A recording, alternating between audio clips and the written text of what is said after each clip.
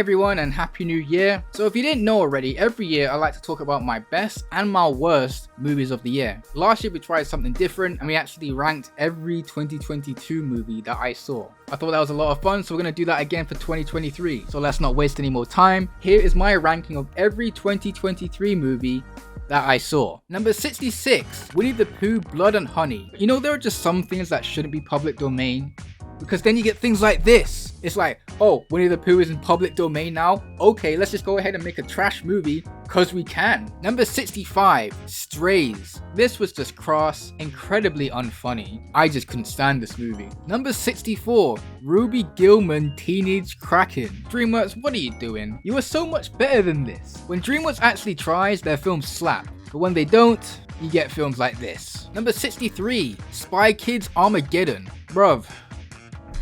What are we doing here? Why are we doing this? Once again, this is somehow even worse than the last one. Number 62, Expendables 4. You know, I swear this used to be a big franchise. Now it's just bottom of the barrel of the DVD bin. Number 61, Trolls Band Together. Listen, I don't like these Trolls movies, but if they make the money in order to fund DreamWorks' actual good movies, then fine, go ahead and make them. Number 60, Cocaine Bear. I wanted this to be even more crazy, you know, even more over the top. With a concept like this, it was surprisingly mundane. Meg 2, The Trench. You know, I had fun with the first Meg. This one I did not. Number 58, Rebel Moon Part 1, A Child of Fire. I felt absolutely nothing watching this movie. Just like that Homelander meme. Number 57, The Equalizer 3. I was very disappointed with this, man. It felt as if most of this movie was just Denzel traveling around Italy. Even the action I thought was kind of boring here. Peter Pan and Wendy. The first half of this is Disney remake trash, as always, but it actually does slightly get better in the second half, when it begins to focus on Peter Pan's and Hook's past, but by that point it's just too little too late. Number 55, Bird Box Barcelona. Just didn't really do anything for me, just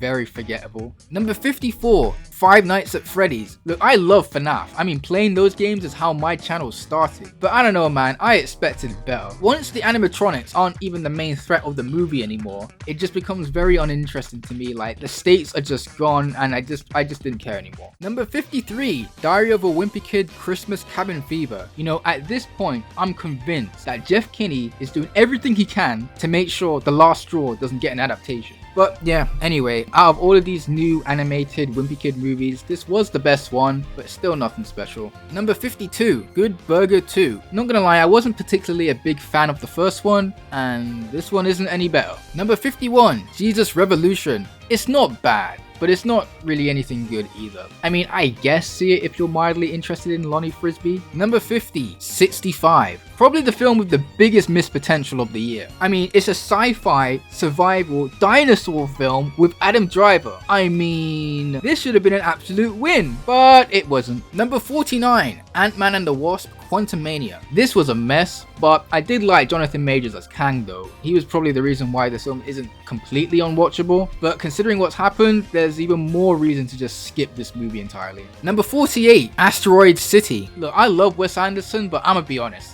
This was not it, Chief. It felt as if Wes Anderson went so far down in his style that I completely lost the emotional connection to this film. This is like the first Wes Anderson film that I actually didn't like. Number 47, At Midnight. Again, not bad, just nothing anything good either. I think the two main leads in this were really good, especially Monica Barbaro. Like, the two main leads' chemistry in this movie kind of saved it. Number 46, White Men Can't Jump. Pointless remake, just go watch the original instead, it's infinitely better than this. Number 45, Transformers Rise of the Beasts. You know, for a film that's called Rise of the Beasts really didn't have much to do here. I don't know, this film just felt like it was trying so hard to be like Michael Bay, but it couldn't get there. Like, it felt like I was watching Diet Michael Bay or something. Indiana Jones and the Dial of Destiny. This was a waste of time. You don't even need to go see this. Indiana Jones ended with The Last Crusade, with Indiana Jones riding into the sunset, and that's it.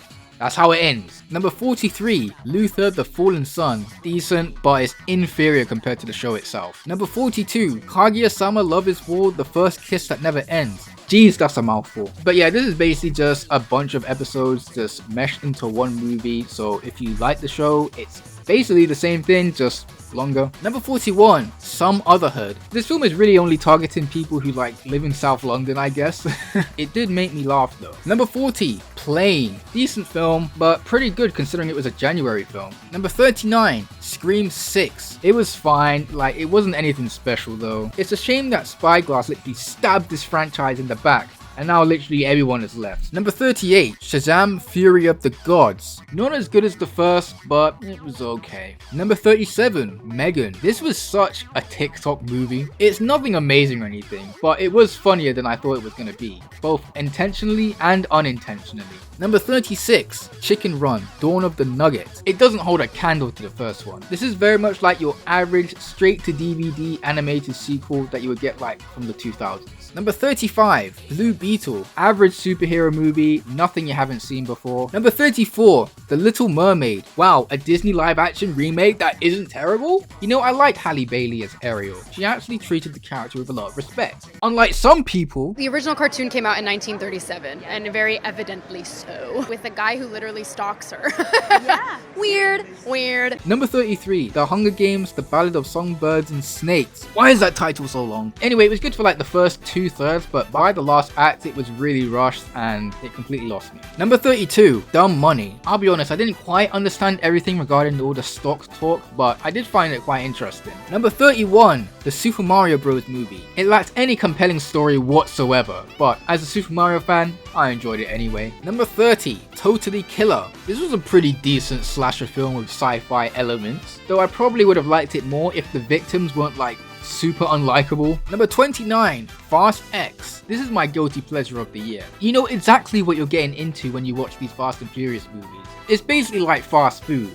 It's not good, but I ate it up anyway. Number 28, Flamin' Hot. You know, I love me a good underdog story. I know some people didn't like this. I thought it was alright. Number 27, Extraction 2. Okay, so this is a good action film that you can take seriously. The plot is quite formulaic, but it has some of the best action stunt work of the year. Number 26, Elemental. I liked this. This was nice. But let's not forget that the blueprints came from Fireboy and Watergirl from Cool Maths Games. Number 25, Saw X. Okay, I was not expecting this to be kind of good. I actually think it's the best one since the first Saw. And for the 10th entry, I'm shocked. Number 24, The Flash. No! Ezra Miller aside, I thought The Flash was pretty good. Michael Keaton as Batman killed it again. Number 23, Knock at the Cabin. Okay, M. Night, I see you. I thought the cast was really good. I think it could have had a better ending, but besides that, it was solid. Number 22, Nimona. I liked it, probably not as much as everyone else did. I didn't think it was amazing or anything. Perhaps a little bit too fast paced for me, but overall I enjoyed it and I thought the animation was great. Number 21, Barbie. You know, same thing here. You know, I liked it. I didn't love it like everyone else. Perhaps a little bit too silly for me at times, and I didn't really find the humor that funny, but I did think the ending was really good. Like, I thought it was very emotional. Number 20, Sound of Freedom. I don't know how you feel about this film, but I thought the film was good. I thought they handled the serious subject matter very well, and I thought it was well made considering the low budget it had. Number 19, Wonka. This was just a really nice, charming film. If you like the Paddington films, then you'll probably like this too. Number 18, Dungeons and Dragons: Honor Among Thieves. The trailers made me think that this was going to suck, but to my surprise, it was a lot of fun and just really enjoyable. Number 17, Gran Turismo. I swear the only reason why this film was made was so that PlayStation can just prove to the world that they're the greatest. Either way, I like the film a lot. Number 16, Tetris. Never did I think a film about game licensing could be so compelling. But yeah, honestly, this film was better than it had any right to be. Number 15, Creed 3. Really good directorial debut from Michael B. Jordan. I thought Jonathan Majors was really good in this. I thought he was better in here than he was as Kang in Ant-Man. Number 14, Killers of the Flower Moon. I thought this was a good film from Scorsese, the GOAT, but it's far from his best in my opinion. This is a long movie and I know a lot of people did not feel the length. I did. For me though, I would have enjoyed it more if it was like a mini series or something. Number 13, Missing. The first movie, Searching, was really good in my opinion, and this one is just as good. This had a lot of twists and turns that I did not see coming. Number 12, Teenage Mutant Ninja Turtles: Mutant Mayhem. This was a very fun movie. Loved the new cast, loved the new animation. This is probably my new favorite Ninja Turtles movie.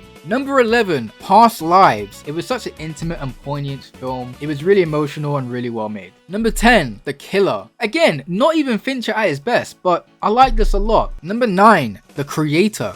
Thought it was good. Very anime inspired, I noticed. Although it did not have the emotional impact that I was looking for. I guess it did for a lot of other people, but for me, it didn't quite reach those emotional heights I was hoping it would. Number 8, Rye Lane. Think Past Lives if it was a British urban comedy. It was quirky, it was funny, it was heartfelt, it was romantic, it was stylish. Enough said. Number 7, Suzume. Technically this came out in 2022 in Japan, but for the rest of the world it came out in 2023, so I'm counting it here. This is from the same director who did Your Name, which is a very popular film, and I liked it about as much as I did that film. Great animation, great concept. I think it just could have gone a bit further in terms of story. Like at the halfway point, it basically just becomes a road trip movie. So yeah, just shy of being great, but still liked it overall. Number 6, Mission Impossible Dead Reckoning. It doesn't top Fallout for me, but this was still really good. I was locked in throughout, it was tense, surprisingly funny at times. Yeah, I just thoroughly enjoyed this. Number 5, Air. This is like the ultimate dad movie.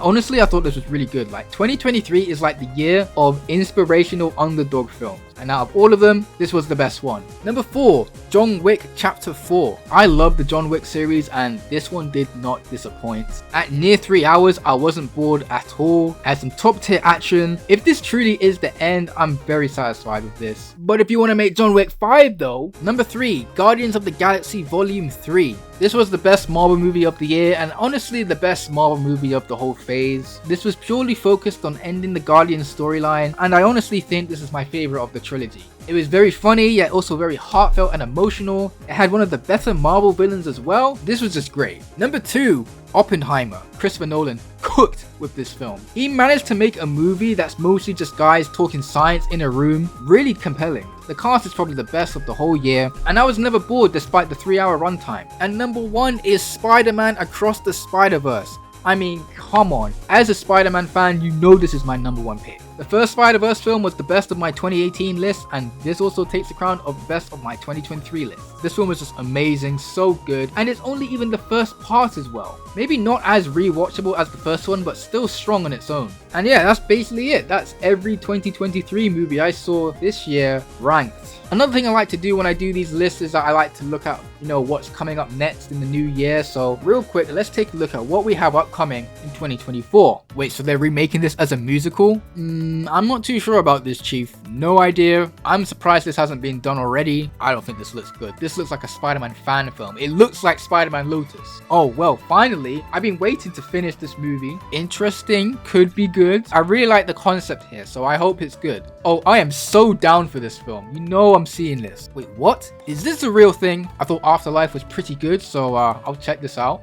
Bro, Godzilla fans are eating right now. They are eating. If it's anything like part 1, I'm good. This one is for the Zendaya fans. Was not expecting the next Mad Max to be a Furiosa prequel, but I'll take it. Remember parents, out of the 2 Imaginary Friends films this year, this is the one you take your kids to. Looks good so far, so looking forward to it. Oh no, Chris Pratt strikes again! Even though this is a John Wick spin-off, I'm keeping my expectations in check. All I can say is that I hope this slaps. Not gonna lie, I didn't really care for the first one, but I'll still check it out. Now this could be interesting. I can't believe it's been 7 years since the last one. That doesn't seem right. Don't know what to expect. Okay, this has to be good. Otherwise, Marvel's done. Don't know what to expect, but I'm sure M. Night is cooking something interesting. Never played the game, so I have no idea. First Alien movie under Disney. Hopefully it will be decent at least, like Prey. I'm sorry, this does not look good to me. Well, if Jenna Ortega is in this, then I'm sure the TikTok audience will watch it. Or is everyone over that now? Not sure yet. Need to see a trailer. Well, they wasted no time. Honestly, I don't blame them. This didn't need a sequel, but I will watch out of curiosity. Lovely. Another masterpiece coming. Don't care. These Venom movies suck. I gotta see a trailer. Didn't think this was gonna happen, but we'll see then. I've never seen the stage show, so I have no opinion here. I hope this is good, because we need more 2D animation. Didn't like the remake, but the new director and the new story gives me a little bit of hope. Not even joking, this is actually my most anticipated movie of the year. Oh, I know Robert Eggers is going to cook on this. This was this close to not getting released, so I'm so glad it is. So they're combining the 2 universes by bringing Daniel LaRusso and Mr. Han. I have to see this. Just please be better than Sponge on a Run. I swear, if David Zaslav dumps this movie for a tax write-off, I'm gonna go insane. Bro, what the heck is this? Mickey's Mousetrap? Are they serious? Bruh.